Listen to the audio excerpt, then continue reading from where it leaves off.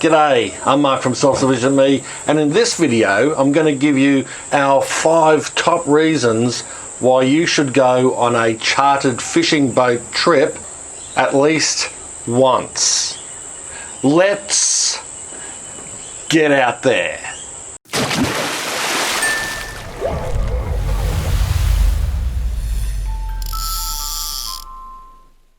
I've only ever been on 2 charter fishing boat trips in my whole life. One was off the coast of Sydney back in my army days about 20 years ago, and the other one was only a few years back at Hamilton Island.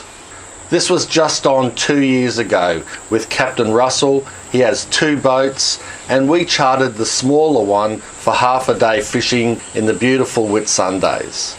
Most of the footage in this video is from that Hamo trip. The first reason for going on a chartered fishing trip is experience. Now, I'd class myself as a beginner to novice boat fisherman, probably more like a beginner, and we're still learning the ropes, and there's no better way to learn than through doing it with an experienced skipper and crew.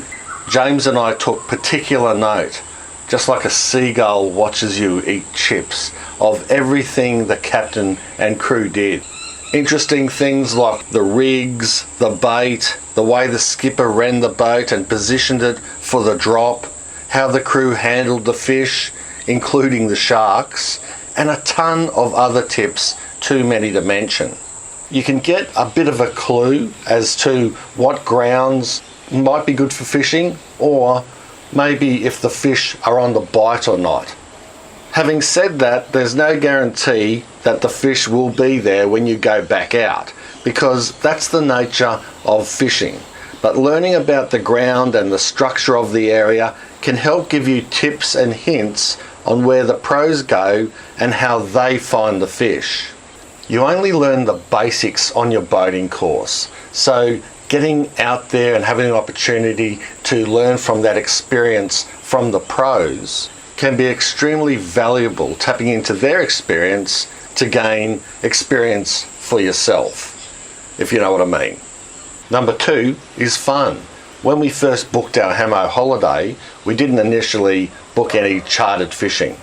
We were just having a good holiday, walking around, and we saw the signs at the marina there and decided, you know what, that might be a really cool thing to do. So we ended up booking on the spur of the moment. To be honest, not everyone was as enthusiastic as James and I to go fishing. However, because they're nice people, they happily came along to keep us company. And I think they would agree it turned into one of the best days with family and friends we have ever had. Firstly, just getting on the water and boating under power is a really good experience. The scenery is amazing, the crew looks after you, but the excitement of catching fish is enough to turn the most solemn person into a raving cranker, reeling in that line like their life depended on it. On our trip, the action and excitement was as thick as a bait ball surrounded by mackerel. There were fish being scull dragged up left, right and centre, and not even the rain could dampen our spirits as we urged every catch on whilst trying to outfish each other at the same time. It really turned into a bonza of a day, pulling in and landing literally dozens of fish. Number 3, get a good feed. Now I know what you're thinking. You're thinking, Mark, who cut your hair? Only joking. You're thinking, Mark, but a charter fishing trip never guarantees that you're going to catch fish. And that's true. I have heard of charter fishing trips where people have come home green and empty-handed, and I suppose that would be disappointing. But as they say, a bad day fishing is still better than a good day at work. However, often you will come home with a feed of fish simply because the pros know where to go, and if one place isn't firing, they'll find a secret spot that is. On this trip we caught a heap of red or crimson snapper, which is a species none of us had ever seen or eaten, let alone caught. We also dragged in some sweet lips and of course sharks. No one escapes the tax man. If you're lucky, the crew might even fillet your fish for you. And when you've landed plenty, that's a real time saver. So all that's needed is firing up the pan or barbie and doing a cook-up. There's always something extra special about cooking and eating your own freshly caught fish. Number 4, try before you buy. It seems logical to go on a boat before you actually buy one, at least once.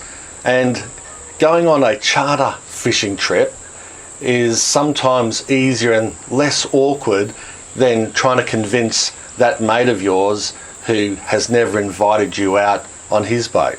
Getting a boat is a big commitment, a fair learning curve and cost, so the decision shouldn't be taken lightly. Not everyone is suited to boating, even if you are passionate about fishing.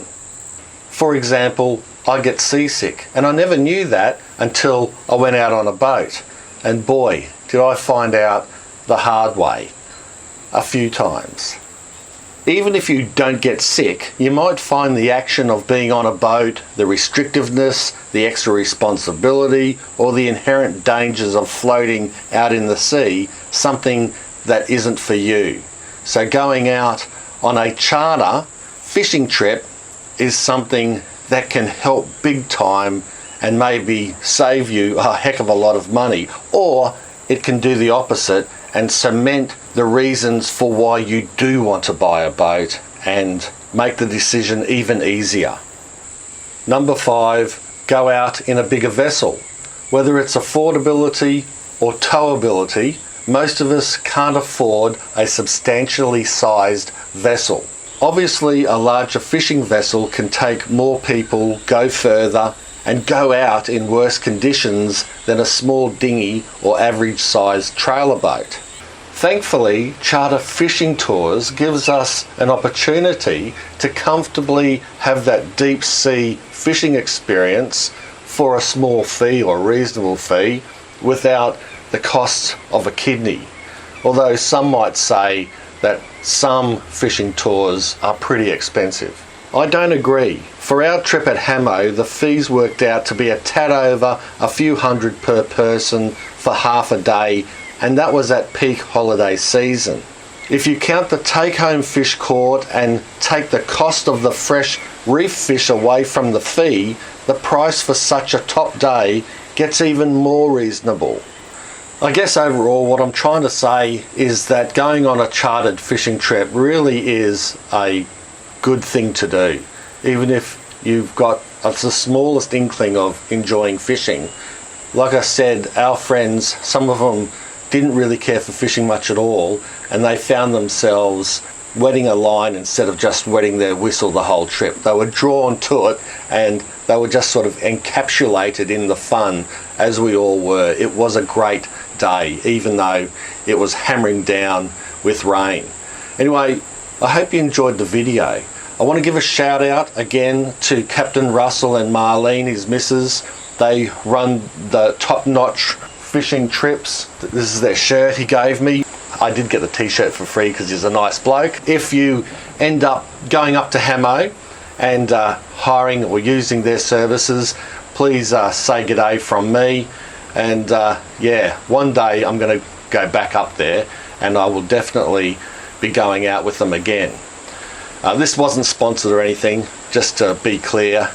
I just totally enjoyed the time and really wanted to do a video on it because I think some people haven't been out on a chartered fishing tour, but I would say go for it. You'll have a heck of a day out, fish or no fish, but you'll probably catch fish. So if I can, I'd like to charter your thumb and give it a big thumbs up, plus share our video around and subscribe if you haven't already. Thanks a lot for watching. Bye for now.